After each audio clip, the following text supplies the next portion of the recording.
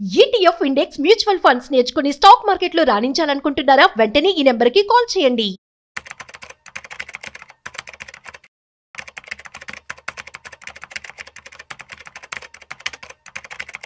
Hi, hello, namaste. Welcome to Business Buzz with Raju Pasupuleti on Suman TV.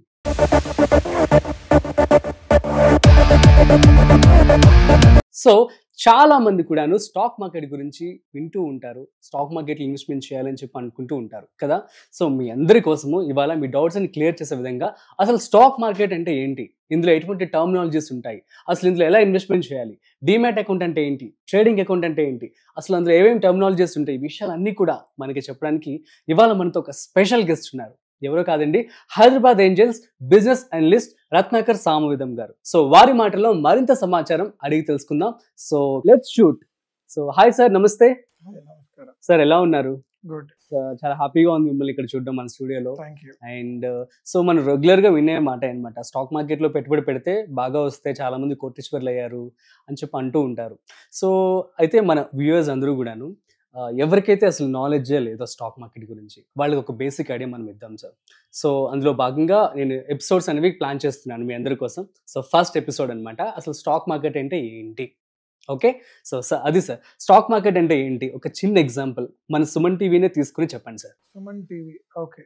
Suman టీవీకి ఇప్పుడు చాలా వీడియోలు ఉండుంటాయి and చాలా మంది వ్యూవర్స్ ఉండుంటారు, దానికి ఒక రెవెన్యూ ఉండుంటుంది. అవును. బట్ ఈ కంపెనీ వాల్యుయేషన్ ఏంటి చాలా మందికి తెలియదు. అవును. కొన్ని ప్రైవేట్ సర్కిల్స్ లో దాని వాల్యుయేషన్ ఉంటుంది, పబ్లిక్ సర్కిల్ లో దాని వాల్యుయేషన్ ఉండదు.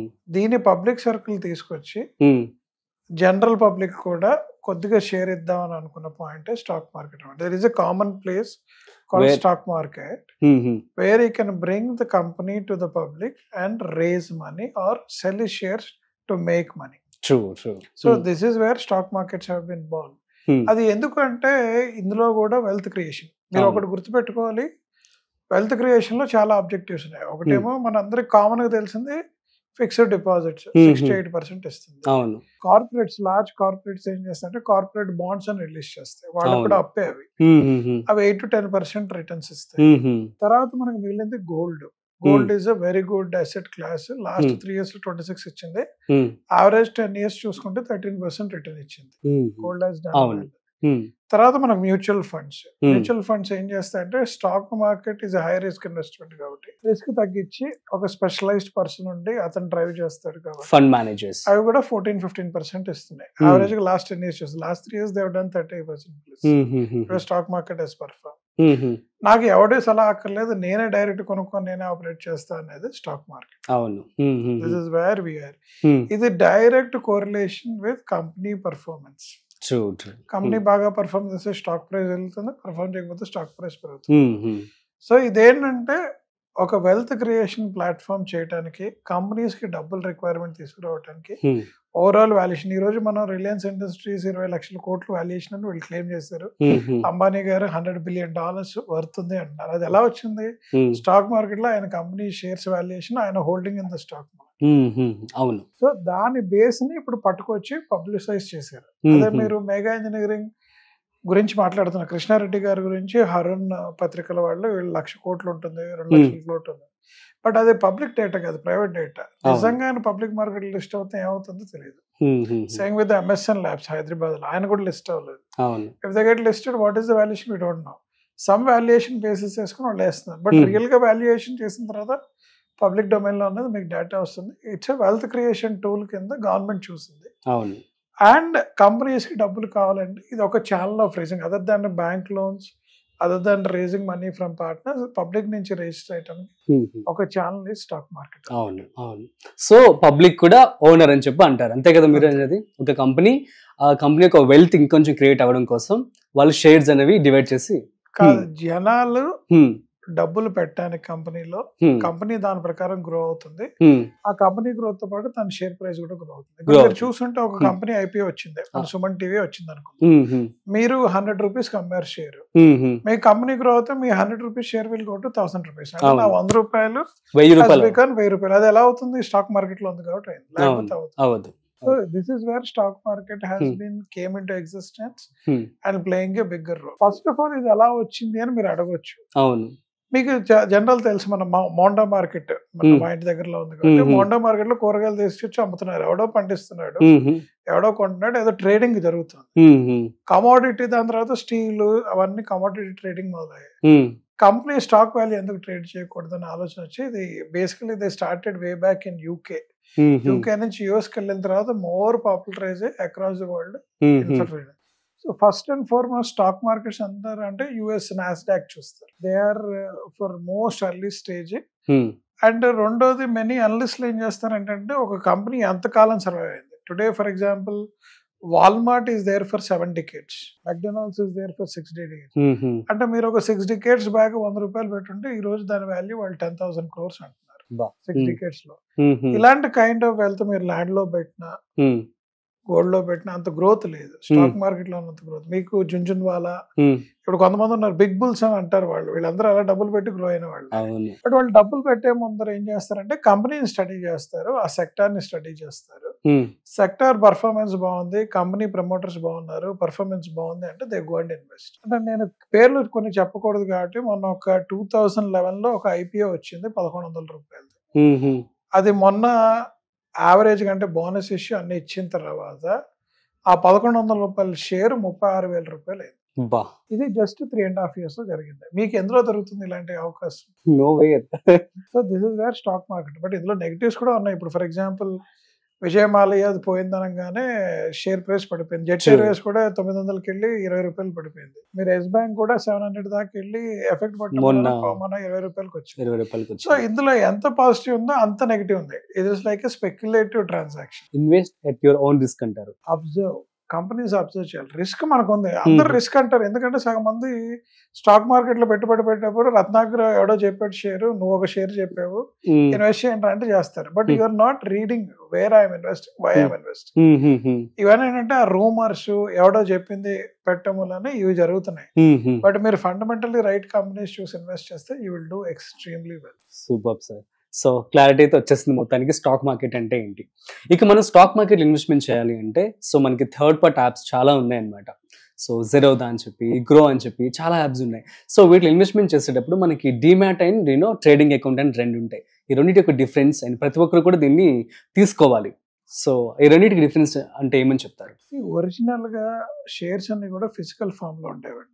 ఇప్పుడు నేను ఒకప్పటి రోజుల్లో కూడా ఉన్నాయి. There is no difference. ఇప్పుడు మీరు ల్యాండ్ కొన్నారు, మీరు సబ్ రిజిస్టర్ ఆఫీస్కి వెళ్ళి సేల్ డీడ్ చేస్తే మీకు వస్తుంది. Exactly. You will pay stamp duty. ఇలా రోజు చేయాలంటే ఎంత కష్టం, రోజు దాని ముందర క్యూలు కట్టాలి. సో గవర్నమెంట్ ఏమంటే ఈ స్టాక్, ఫిజికల్ స్టాక్ ని ఎలక్ట్రానిక్ ఫామ్ లో చేసేది కాబట్టి డీమెటీరియలైజ్డ్, డీమ్యాట్ అనేది వచ్చింది. ఓకే. సో ఇప్పుడు అన్ని కంపెనీస్ కూడా స్టాక్ మార్కెట్ లో లిస్ట్ చేయాలంటే ఫిజికల్ షేర్ సర్టిఫికెట్స్ ఉండవు. It is electronic way of holding the transaction. దాన్ని డీమ్యాట్ అన్నారు వాళ్ళు. So demat is a pre defined. ఇంతకు ముందు డీమ్యాట్ అంటే ఏంటి, మనకి డీమ్యాట్ అకౌంట్ ఉండాలి. అవును. డీమ్యాట్ అంటే ఇప్పుడు నీ కంపెనీ షేర్స్ ఉన్నాయి, సుమన్ టీవీ షేర్స్, అవి నాకు ఎక్కడ రిఫ్లెక్ట్ అవుతాయి, నా ఎలక్ట్రానిక్ ఫామ్ లో రిఫ్లెక్ట్ అవుతాయి. I don't need to carry any physical shares. రేపు పొద్దున్న పోయింది, అక్కడెక్కడ ఉంది, చాలా మంది నాకు కంప్లైంట్ చేస్తుంటారు స్టాక్, సార్ నా షేర్స్ కనిపించట్లేదు. దాన్ని మనం రిట్రీవ్ చేయలేం. బట్ ఎలక్ట్రానిక్ ఫామ్ లో ఉంటే ఎనీ టైం నువ్వు లాగిన్ చేసుకుంటే అది వస్తుంది. ఒకవేళ నీకు పోయినా నీ యూనిక్ ఐడి ఉండి రిఫ్లెక్ట్ చేస్తే వస్తుంది. ఇప్పుడు చక్కగా PAN card is unique ID for all of them, PAN card కానీ ఆధార్ కార్డ్ కానీ. సో నీ షేర్స్ ని ఎప్పుడైనా రిట్రీవ్ చేసుకోవచ్చు. So demat is nothing but it is an electronic form of holding the shares. Not trading account. You should have some platform to trade. ఇప్పుడు నా Suman TV demat shares జెరోడాలో చేసుకోవచ్చు, గ్రోలో చేసుకోవచ్చు, ఐసిఐసిఐ డైరెక్ట్ లో చేసుకోవచ్చు, ఎందులోనే చేసుకోవచ్చు. వీళ్ళందరూ ఏంటి, ఈ షేర్స్ ఎవడన్నా కొని అమ్ముకోవడానికి అయ్యే ప్లాట్ఫామ్. అంటే tradings are only the platforms. But వీటన్నిటి common pool NSDL, CDSL, national securities demat limited, central depository limited ఉన్నాయి. ఈ రెండే డీమ్యాట్ హోల్డ్స్ అన్ని చేస్తే వీళ్ళందరూ దానికి ప్లగ్ ఇన్ అయ్యి అమ్మటం కొనటం జరుగుతుంది, అక్కడ రికార్డ్ అవుతుంది electronic. So these are only trading platform. ఇంతకు ముందు around 10 years back demat was not popular. ఇప్పుడు మ్యాండేట్ చేసింది చాలా మటుకు. Demat has become commoditized. మీకు అందరూ పెట్టుకోవాల్సిందే. Trading platform you can choose whoever does it. It doesn't matter. So next వచ్చేసి ఈ యొక్క థర్డ్ పార్టీ యాప్స్ ఏవైతే మనం వాడుతూ ఉంటామో, సో సెంట్రల్ వాళ్ళు కరెక్ట్ అయి ఉంటుంది. సో కమిషన్ కొంత తీసుకుంటారు వాళ్ళు, అంతే. ఇన్వెస్ట్మెంట్ అండ్ అదేవిధంగా ట్రేడింగ్, సో రెండింటికి డిఫరెన్స్ అంటే ఏమని చెప్తారు? ట్రేడింగ్ అంటే రోజు కొని అమ్మటం. ఎగ్జాక్ట్. ఇన్వెస్ట్మెంట్ అంటే you Long or term. Staying from at least 1 week to 10 years. From 1 1 week week దాకా నుంచి- నేను టచ్ చేయను అనుకుంటే ఇట్స్ ఓకే. ప్యూర్ ఇన్వెస్ట్మెంట్ అది. ఎందుకంటే చాలా సార్లు జరుగుతుంది ఏంటంటే, ఇప్పుడు ఏదో కంపెనీ బోనస్ ఇష్యూ ఇస్తానని పేపర్లో మీకు న్యూస్ వస్తుంది. ఆ బోనస్ ఇష్యూ ఇస్తుంది అనగానే దాని షేర్ ప్రైస్ పెరుగుతుంది, మీరు కొంటారు. బోనస్ ఇష్యూ ఇచ్చేదాకా వెయిట్ చేస్తారు, బోనస్ ఇష్యూ ఇచ్చాగానే అమ్మేస్తారు. Still it is an investment, it's not treated as trading. అనుకో రోజు పొద్దున్న లేగానే పొద్దున్న కొంటాడు, మధ్యాహ్నం అమ్ముతాడు, మధ్యాహ్నం కొంటాడు, సాయంత్రం అమ్ముతాడు. అవును. యాక్చువల్ గా స్టాక్ మార్కెట్ లో 90% are traders who buy and sell. అవును. Investors are very few. So that's it. So next వచ్చేసి thank you so much sir. So ఇది ప్రాపర్ గా స్టాక్ మార్కెట్ అంటే ఏంటి, దీన్ని ఎక్కడ ఓపెన్ చేసుకోవాలి అంటే మనం డైరెక్ట్ గా థర్డ్ పార్టీ యాప్స్ యూజ్ చేసుకొని మనం అంటే గవర్నమెంట్ ఏం చేస్తుందంటే అండి, ఈవెన్ సుమన్ టీవీ కూడా they can apply for stock trading. Trader వాళ్ళకి లైసెన్స్ తెచ్చుకోవాలి, కొన్ని డబ్బులు కట్టాలి. Anybody is taking commission and operating can open it. Okay okay. మీరు అడగచ్చు జెరోడా గ్రో ఎందుకు గ్రో చేశారు, అంతకు ముందు ఉన్నారు ఏం గ్రో అవ్వలేదు. ఇంతకు ముందు ట్రెడిషనల్ వాళ్ళందరూ ఏంటంటే స్టాక్ మార్కెట్ లో అకౌంట్ ఓపెన్ చేయాలంటే మీకు చదువు ఉండాలి, మీకు సో అండ్ సో నాలెడ్జ్ ఉండాలి, ఇన్వెస్ట్మెంట్ ఐడియా ఉంటేనే ఇన్వెస్ట్ చేస్తాము, లేకపోతే మేము అకౌంట్ ఓపెన్ చేయం, కేవైసీ నామ్స్ అని చాలా గొడవ పెట్టారు. అవును. గవర్నమెంట్ అది ఏం చేసిందంటే కొద్దిగా తగ్గించింది దాని ట్రిగర్ ని. వాళ్ళు తగ్గలేదు వాళ్ళ సిస్టమ్ లో, అదే ప్రాసెస్. ఎందుకంటే అలవాట్ అయింది. జెరాటో గ్రో అన్నట్టు మీరు జస్ట్ యాప్ డౌన్లోడ్ చేయండి, ఆధార్ లింక్ చేసేసాను, ఓపెన్ చేసాను. ఆ సింపుల్ అవటం వల్ల అందరూ టక్ టక్ టక్ ఓపెన్ చేసి వాడు గ్రో చేశారు. Super sir, thank you so much. So guys, అర్థమైంది కదా స్టాక్ మార్కెట్ అంటే ఏంటి. సో బేసిక్ ఐడియా ఎవరైతే అసలు ఈ వీడియో అసలు వీటి గురించి తెలీదో అలాంటి వారికి బెస్ట్ సిరీస్ అనమాట. Don't miss this series. ఇందులో మీకు స్టాక్ మార్కెట్ అంటే ఏంటి, డిమాట్ అకౌంట్ అంటే ఏంటి, ట్రేడింగ్ అకౌంట్ అంటే ఏంటి క్లియర్ గా కూడా రత్నగర్ గారు చెప్పడం జరిగింది. ఇక మనం ఎపిసోడ్ 2 లో అసలు స్టాక్ మార్కెట్ లో వాడేటువంటి టర్మినాలజీస్ గురించి మనం తెలుసుకుందాం. So thank you so much for watching. So మరొక సెకండ్ ఎపిసోడ్ తో మళ్ళీ కలుద్దాం. అంతవరకు చూస్తూనే ఉండండి Suman TV. This is Rajiv signing off. Video నచ్చినట్లయితే like, share and subscribe. Thanks for watching.